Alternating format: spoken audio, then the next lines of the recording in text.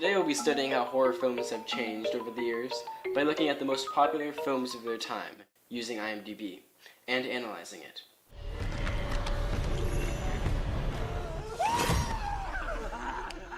If you guys enjoyed this video, make sure to subscribe and turn on post notifications.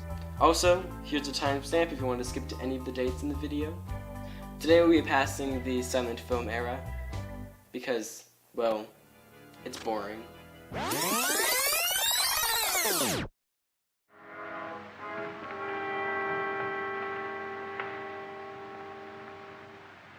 Starting off with the 1930s, there was a film called The Bride of Frankenstein, which, you guessed it, revolved around the Bride of Frankenstein.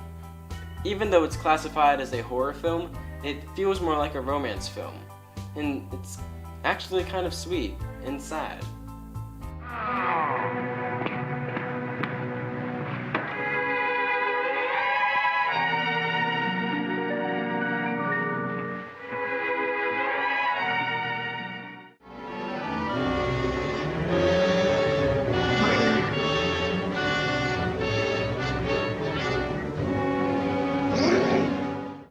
Then in the 1940s, the film The Wolfman came out, and basically revolutionized the idea of werewolves.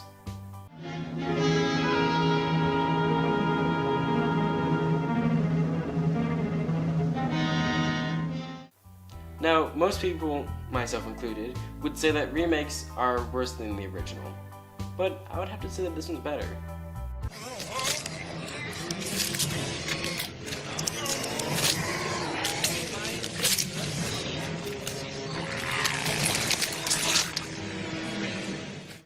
After that, in the 1950s, came the classic, Creature of the Black Lagoon.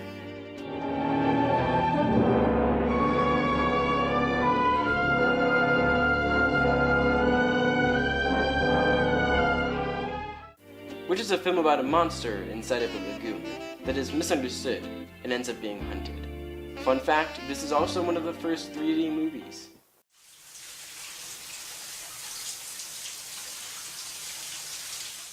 So far, all the films have been the same. The villain's been prominent, and you've always been able to see them. There was never much mystery. That was about to change.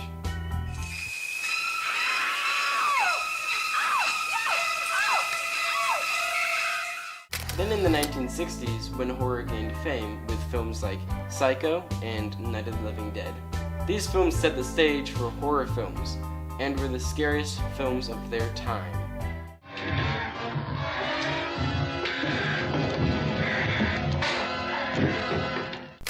Psycho was an amazing horror film, not only horror-wise, but also cinematically.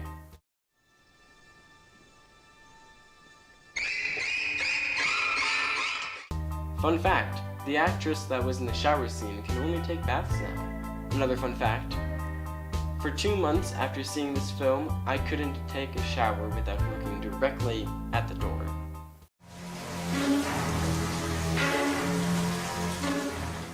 Night of the Living Dead captured zombies in a way film had never done before.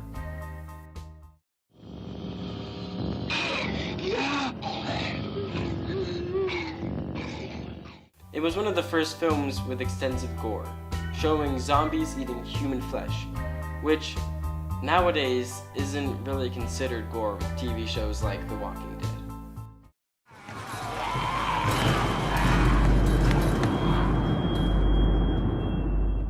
Holy Lord, Almighty Father, everlasting God.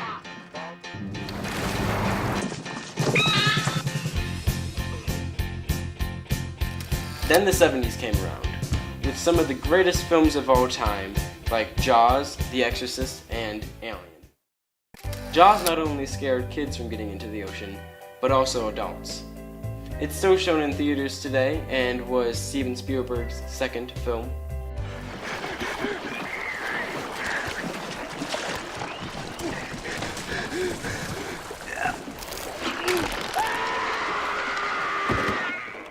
The Exorcist became one of the highest grossing films in history and won 2 Oscars. The film was so good it got its own TV show, and in 2010 it was rated the 10th best film of all time. Our Father, who art in heaven, Then, Alien, which is considered to be one of the best films of all time. There are 6 different variations of Alien, and it also won an Oscar.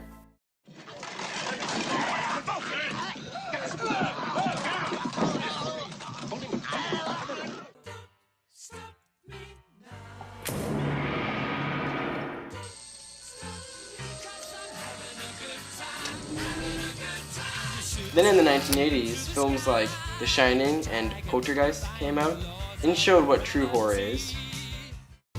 Now, The Shining was less of a horror film, but when it came down to the acting and cinematography, it was amazing. But it wasn't the kind of film that would make you shit your pants.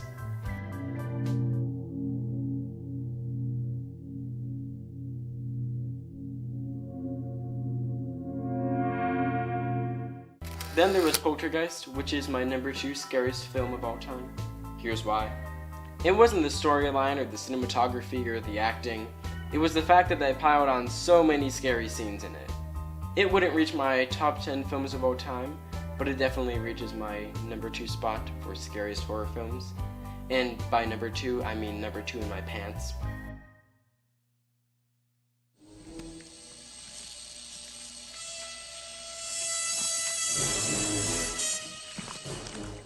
Both of these films push the line of horror up the chain of film genres.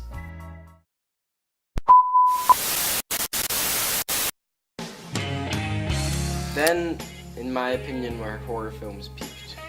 In the 1990s, films like Silence of the Lamb and Scream came out. Now, both of those films had great ratings, but they both show where the shift of horror began. The Silence of the Lamb was an amazing horror film with outstanding acting and beautiful cinematography. The film won 5 Oscars, and it is the 25th best film of all time.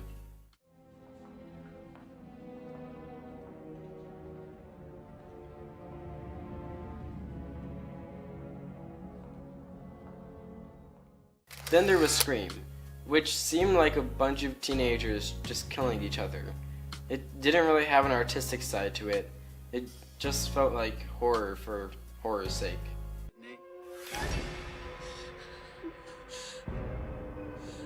No!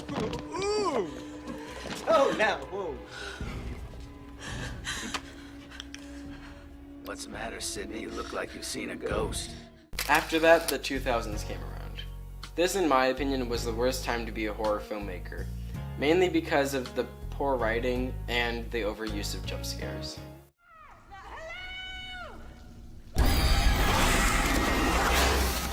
But there were films like 28 Days Later and The Descent, which, keep in mind, are the best films of their time.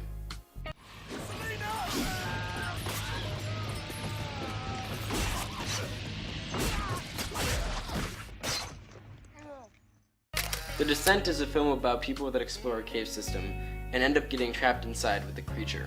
The film wasn't bad, it just didn't interest me.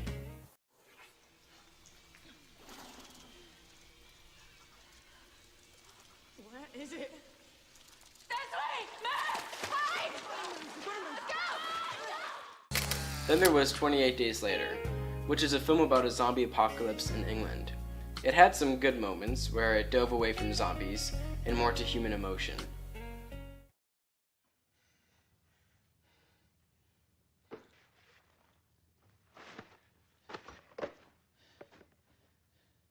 Get that cleaned off.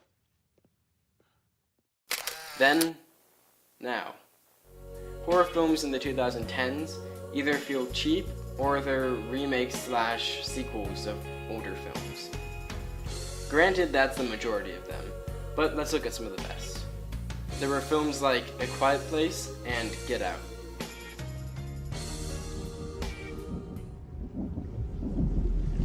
Get out. Sorry, man. Okay. Get out! Yo! Yeah! Get Out is a film about a couple that goes up to their parents' house for the weekend, and things go wrong. I know it sounds lame, but it really does scare you, and it has some really interesting points about race. I didn't do anything. What the fuck is going on?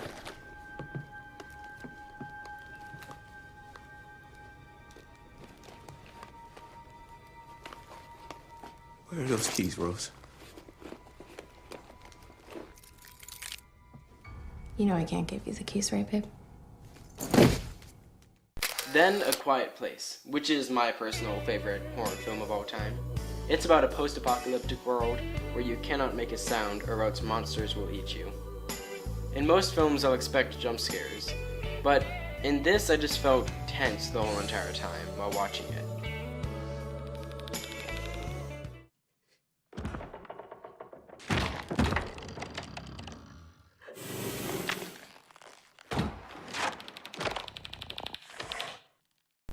This is what a lot of horror films have lost grasp of.